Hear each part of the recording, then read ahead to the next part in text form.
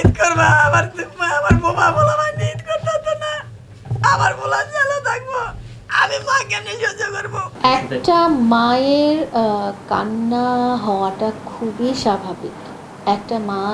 একটা মা ছেলে যত খুনি হোক, যত ধর্ষকই হোক, যত খারাপ ক্রাইমই করুক না কেন, একটা মা কিন্তু সবসময়ই মা। এবং তার সন্তানও যত খারাপই হোক, সন্তানও যত ক্রাইমই করুক না কেন, সন্তান তার কাছে সন্তান। এবং সন্তানের এতটুকু যদি কষ্ট হয়, একটা সন্তান যদি করে, বা মানে আমি ব্যথা পেলাম বা আমার মনটা খারাপ হলো, তখনও কিন্তু একটা মা বা একটা বাবা তার সন্তানের জন্য কষ্ট পাবে, এটা খুবই স্বাভাবিক।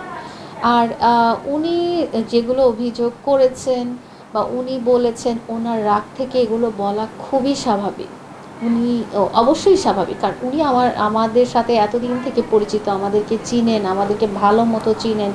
ওনার রাগটা প্রকাশ হওয়া খুব স্বাভাবিক একটা ব্যাপার। কিন্তু আমার জায়গা থেকেও আমি বলতে চাই যে একটা নারী হিসেবে, একটা মেয়ে হিসেবে আপনি বয়সটা না হয় নাই ধরলেন, হ্যাঁ, আমি কারো ভালোবাসার মানুষ হতেই পারি, তার সাথে যে আমার একটা ভালোবাসার সম্পর্ক আছে, ছিল এবং অনেক দিন থেকেই চলে আসছে, এটা আমি এবং মামুন কখনোই লুকাইনি। এবং সেই একটা ভালোবাসার পরিণতি সবাই চায়। এতদিন থেকে আমরা একসাথে আছি কিসের জন্য? আমরা একটা লক্ষ্যে আগাচ্ছিলাম কিসের জন্য? একসাথেই থাকার জন্য। তো সেই হিসেবে আমি নিজেকে ওই মুহূর্তে খুব প্রতারিত মনে করেছিলাম, এবং একটা প্রতারিত মানুষ হিসেবে আমাদের দেশের যে রাষ্ট্রীয় আইন আছে, সেই আইন অনুযায়ী একটা বিচার চাওয়া কিন্তু আমার অধিকার। তো আমি যখন আমার একেবারেই কোনো উপায় ছিল না, জিনিসটা যেহেতু একেবারেই আমার কাছ থেকে মানে আমি একেবারেই দিশেহারা হয়ে বা একেবারে উপায়হীন হয়ে, যখন আমি দেখছি যে আমার আর কোনোভাবে কারো কাছ থেকে সাহায্য পাওয়া সম্ভব হচ্ছিল না, এবং আমার সাথে ব্যাপারটা যদি এমন হতো যে 1-2 মাসের ঘটনা, আমার সাথে বছরের পর বছর আমাকে একটা প্রতিশ্রুতি দেওয়া হয়েছিল, এবং আমি ওইভাবেই নিজেকে প্রিপেয়ার করছিলাম, আমার সংসারটা ওভাবেই চালাচ্ছিলাম। তো এটা যখন আমার কাছে মনে হলো যে এক্সট্রিম লেভেলে চলে গেছে, তখন আমি আসলে এই আইনগত স্টেপটা নিতে আসলে আমার আর কোনো উপায় ছিল না। সত্যি আমার যদি এতটুকু উপায় থাকতো, মামুন আমার খুব ভালোবাসার মানুষ, এবং এখনও সে আমার খুব ভালোবাসার মানুষ, এবং এখনও আমি তাকে সবসময় যেরকম বলে আসছি যে তুমি হাজার অপরাধ করো, হাজার যা কিছু করো না কেন, তুমি আমার কাছে যখন যেভাবেই আসবা, আমি তোমাকে সেভাবেই অ্যাকসেপ্ট করে নেব। তো ওর সাথে আমার ভালোবাসার পর্যায়টা কতটুকু ছিল, এটা আপনারা স্ক্রিনে যতটুকু দেখেছেন, ব্যক্তিগতভাবে যারা আমাদেরকে চিনেন তারা জানেন যে এটা আরও অনেক বেশি ছিল। এবং এটা দুজনের ফ্যামিলিই জানতো, এবং দুজনের ফ্যামিলি ভালোবাসার লেভেলটা বা গভীরতাটা জানতো দেখে ওনারা কিন্তু আমাদেরকে আলাদা করতে পারেননি, আলাদা করেনি।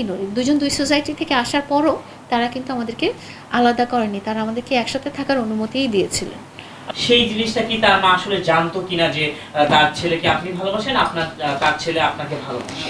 এই কথাটার উত্তর আপনি আমাদের মার আগের যত রকম ইন্টারভিউ ছিল বা যত সোশ্যাল মিডিয়াতে যত রকম ভিডিও ছিল, মানুষের সাথে কথা বলাগুলো ছিল, সেটা দেখলেই আসলে বুঝতে পারবেন। উনি তো অবশ্যই পরিবার সম্মতি না হলে তো এটা কখনোই হয় না। হ্যাঁ, আপনি কিন্তু আপনার পরিবারের সম্মতি ছাড়া একটা মানুষের বাসায় যে আপনি ধরেন বেড়াতে গেলেও 2-3 দিন থাকবেন, আপনি তো 2-3 বছর থাকবেন না, তাই না? এটা পরিবারের সম্মতি তো অবশ্যই আছে, এটা না থাকার তো কোনো কারণই নাই। আর ওই যে বললাম, উনি হয়তো ওই মোমেন্টে কথা হিসেবে উনি বলে ফেলেছিলেন, বাট উনি যাই বলুক না কেন, ওনার প্রতি আমার কোনো অভিযোগ নেই। উনি মা, ওনার সম্মানে, ওনার কারণেই আজকে মামুন পৃথিবীতে এসেছে।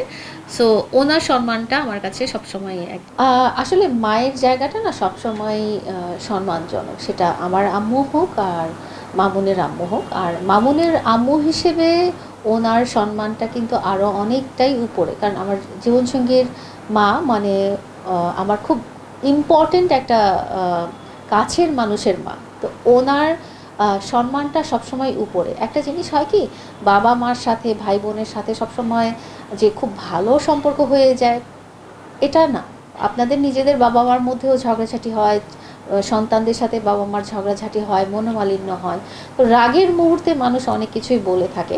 তো মা হিসেবে ওনার ক্ষোভের যথেষ্ট কারণ আছে, এটা আমি নিজে বুঝতে পারছি। এবং আমিও যেই মুহূর্তে অনেক কিছু বলে ফেলেছিলাম, সেটাও আসলে আমার জায়গায় দাঁড়িয়ে হয়তো বলাটা ঠিক হয়নি, কিন্তু ওই মুহূর্তে হয়তো একটা আমি ওরকমই বলে ফেলতে পারতো।